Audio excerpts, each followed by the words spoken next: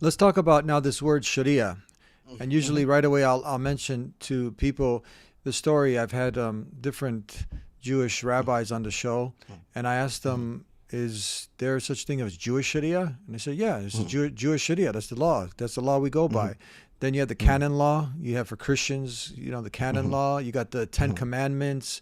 Arabic speaking Christians have gone by their version of Sharia also. So when you start to unpackage this, really people like this look really, really stupid. I mean, because Yes. we have Muslims are praying 5 times a day.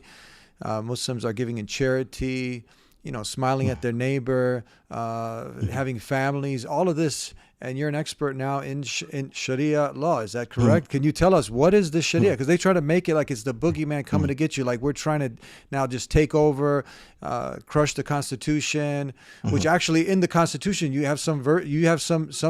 It's like, oh, I've heard. You're also a professor of history. I don't know if this is true, but I keep hearing this over and over that the founding fathers, and when they put the Constitution together, they got much of the Sharia teaching from the Qur'an, from Islam. What are your thoughts? Well, the Sharia itself is an Arabic term, as we know, which linguistically it means the path to water, the path to water, right? And so one of the cognates of the word Sharia is shira, which means the sail on the ship, right? So the concept itself is fundamentally that the Sharia is the vehicle by which the human being reaches a state of purity. That's the whole fundamental concept itself. So in another sense, you can translate it as the revealed law, the revealed law.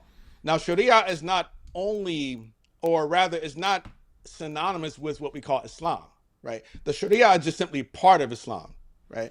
And when we look at the Quran is more of a book of ethical teaching than it is a book of law, right? The actual legal aspects of the Quran only make up between 4 and 12% of the verses of the Quran, and that just depends on what particular scholar you're listening to. For example, Ibn al-Qayyim al-Jawziyya was of the view that there are only 364 verses in the Quran that pertain to law out of more than 2,600.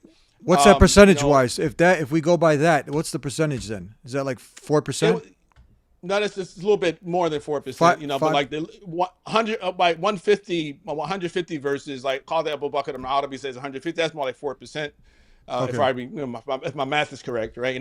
But the highest number has been said 500, which I calculated is like 12%, like of the Quran So itself, right? between So that's four and 12%. right between 4 and 12% of the Quran itself, So in that sense, the Quran is more of a book of ethical teaching as opposed to a legal book, a legal manual, right? But the Sharia itself, again, is a legal dispensation. It sort of it comes after the teachings of Jesus, and which come after the teachings of Moses, etc. So every prophet was either given a Sharia, a revealed law from God, or they themselves simply followed or reinforced or renewed the Sharia of a previous prophet, right? So in that sense, when we think of the Sharia, it's a really nothing more than a continuation of what had been taught by previous prophets, right? So it's like to be against the Sharia law itself is to say that to be against God's law. Now, how crazy does that sound, right? It's like I'm against God's law, right? You claim to be a person of God, but you're against God's law, right? So we just happen to call it Sharia. In the Quran, the word Sharia only appears one time in the Quran. It wasn't a very common word in use during the time of the Prophet Muhammad sallallahu alaihi wasallam, right? But eventually in Islamic history, it became very common, right? But Sharia, we have some aspects of it which are immutable, right? In other words, they can't change. They're static aspects of the law.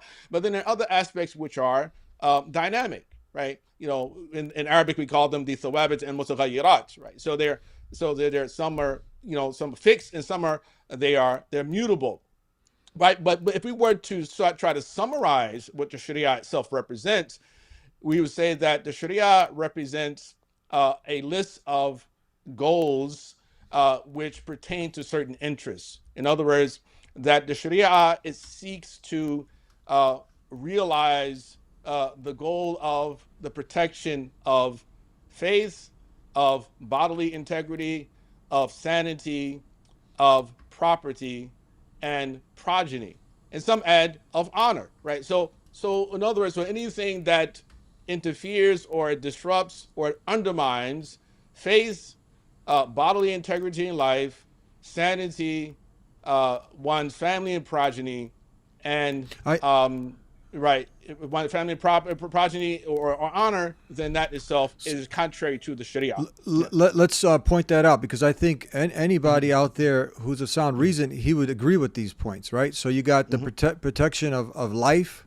This is part of the God's law, Sharia, right? Protection of one's life, one's wealth. Did you say one's wealth? This is why gambling would be prohibited. So there's wisdom behind that. What you say, the intellect, protection of the intellect. Yes. That's why alcohol will be, and drugs will be prohibited. I don't think anyone's saying no. Stop here now. What else did we miss? We got and we mentioned life, faith, family, lineage. Right. Yeah. We got lineage, so family. Yeah. So that's why fornication is something that's that's not allowed. It's got you have to be married. I mean, who's gonna say why would someone object to that? Yeah, right. Yeah, why do you object to it? And this is why a common question I ask people when especially these politicians, because a lot of them, like Ron DeSantis and others, they've been posting, Chip Roy posting about like how Sharia needs to be banned. And I always ask them, like, what is Sharia? What is it? What is Sharia? You don't even know what you're saying. That's the thing that blows my mind. Yeah. Yeah. Governor Greg Abbott is another one. Greg Abbott, he was probably one of the first ones to come up with this. And they claimed recently to say, oh, Governor Greg Abbott officially he abolishes Sharia in Texas. And again, the not very bright people, unfortunately, very naive people actually believe he actually did do this. He achieved his goal, right? But they don't understand what Sharia is themselves, right? Or they have there's something that they project on the Sharia which actually does not originate from the Sharia.